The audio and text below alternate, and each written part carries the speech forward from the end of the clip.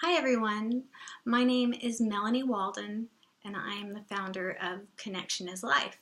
And I'm here to introduce myself and tell you what it is that I do as a professional cuddlist and a connection consultant.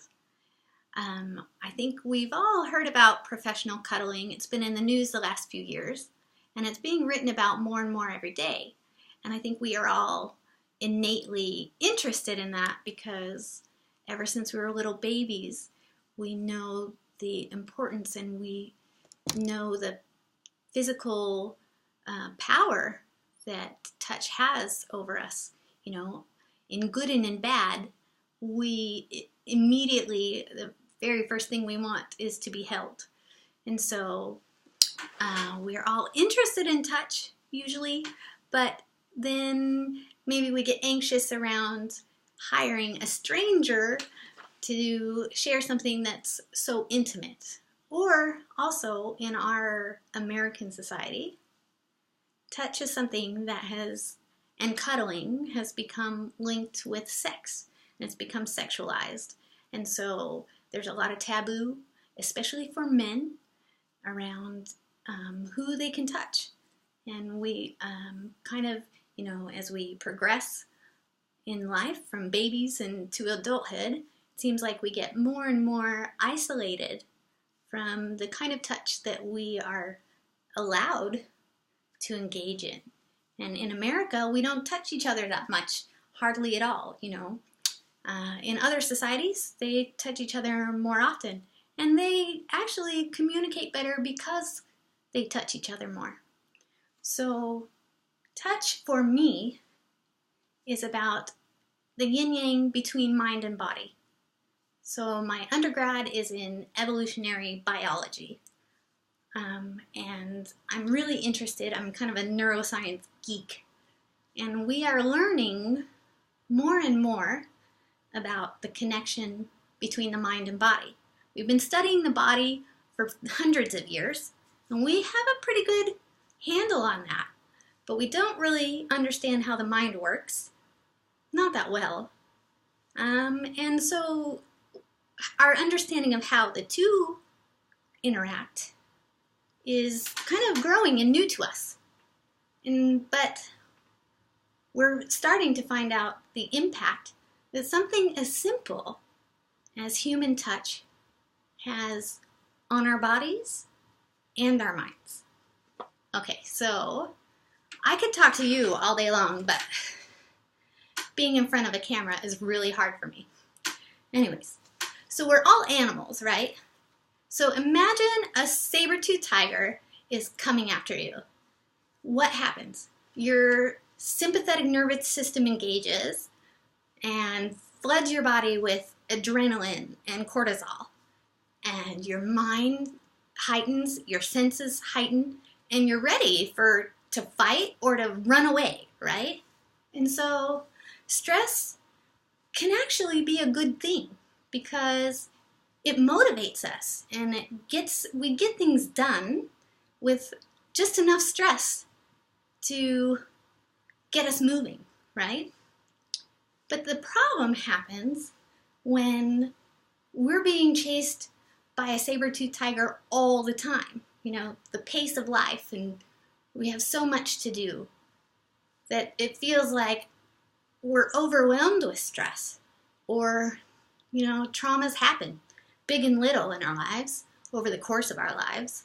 It's like a saber-toothed tiger came and ate your family, So when we're inundated with stress, or have too much of it, then what happens is that cortisol and the memories of those stresses actually get physically stored in our bodies. What I love about cuddling is that it's the antidote to stress. Cuddling creates oxytocin in our bodies, and that kicks the cortisol out. So cuddling has the physiological effect on our bodies, like that animal finding a big wide open meadow where it's safe and they can go lay in the sun and eat and take a nap and just fully relax. And so that's what oxytocin does for us. It physiologically calms our minds and our bodies. It kicks the damage and inflammation causing cortisol out. It reduces pain. It makes us happier. We're healthier. And we actually feel more connected to ourselves and to others.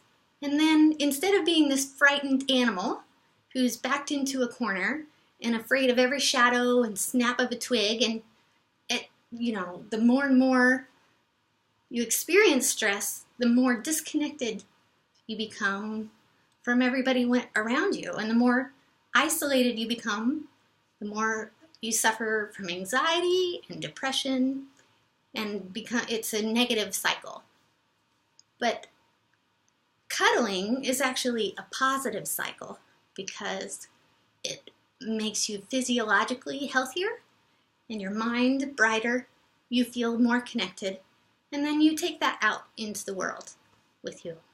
And so that's for me, the intellectual component. And then I am best interacting with people. That is my happiness, my flow. That's where I get energy.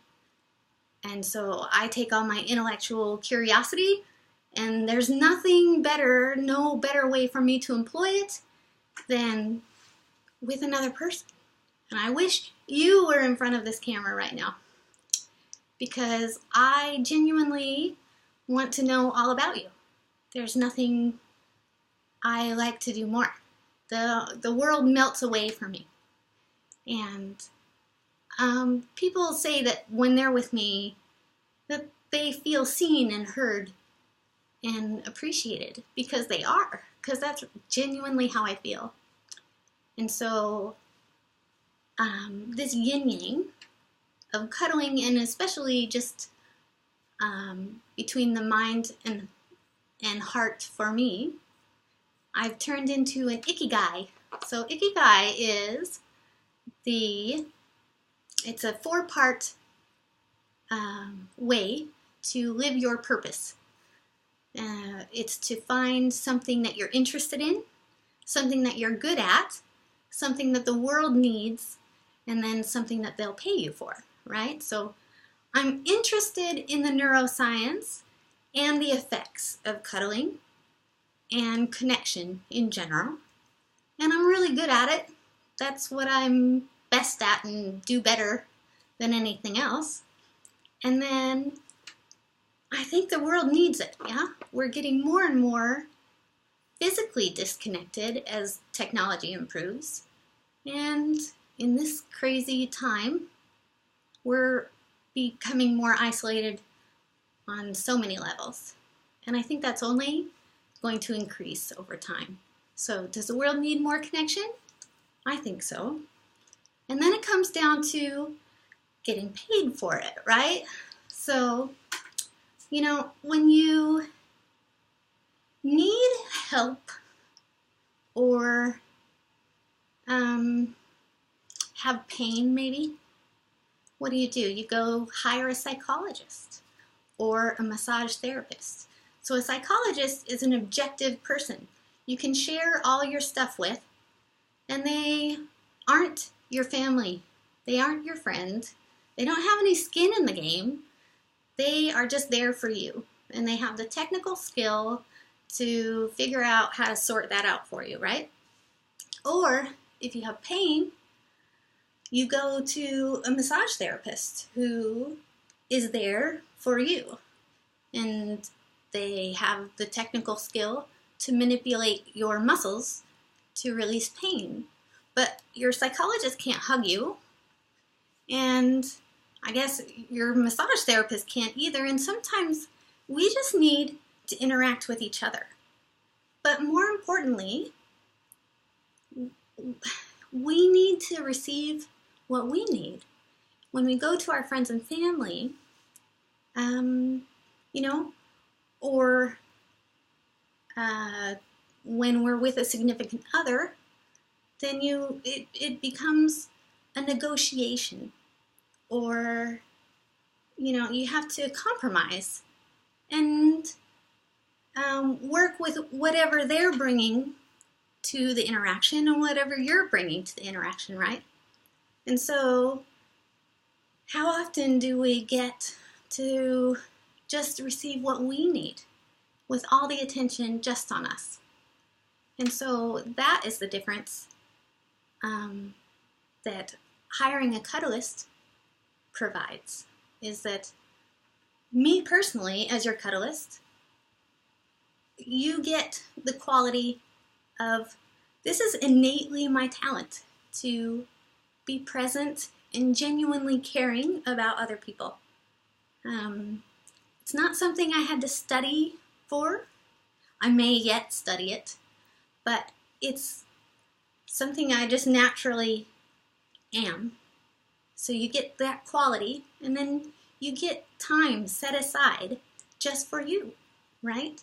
And also, you get somebody who is there to hold space and provide for you exactly what it is that you need to feel nurtured and cared for in the way that you feel those things.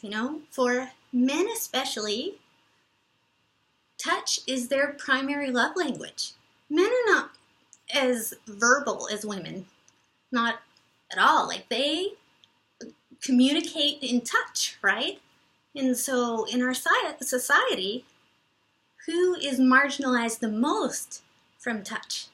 Men, which is just ironic. And I think that's a shame for all of us that don't get enough touch, but especially men. And so maybe touch isn't your thing, but maybe you still want that quality interaction. Maybe you want to go for a walk. Maybe you want to go for a night out and spend time with somebody who's genuinely there for you, not fake, and cares and is going to be kind and compassionate to you, and you're going to have a good time. So that's also an option. I will gladly spend time getting to know you and enjoying being present with you. Or maybe there is something that you've been dying to do. Like, you've always had in your mind you'd like to try this thing, but you've never been brave enough, or nobody will go with you. You just never found the time, but it's always been there. I will totally go do that with you. I'm your girl. Whatever it takes. If I have to make a fool of myself, if I have to try to do something I'm not good at, we will do it together. We will laugh. We'll have a great time. I am totally there for you. If it's paragliding, call me. That's my thing. I would love to do paragliding. So be brave. Ask for what you need. Give a chance in the life that you will actually receive what you need exactly how you want it. And I would love to connect with you and provide that for you with platonic touch, or just spending quality, focused time on you. So you can go to my site and pick which kind of session you'd like, and then you can see my schedule and pick a time that works for you. And before it's confirmed, what will happen is I will contact you by phone or video, and then we can talk and make sure we're a good fit before I confirm it. Okay? So, thanks for listening. I'm glad that you are interested and that you took the time to listen to something new and be curious about a new possibility. And I hope that I get to connect with you and try something that could be really powerful for you in your life and help you connect with yourself and then bring that forward in your relationships with others and in the world. So that is my hope, that there will be more connection and more compassion in your life. Thanks. I hope to talk to you soon.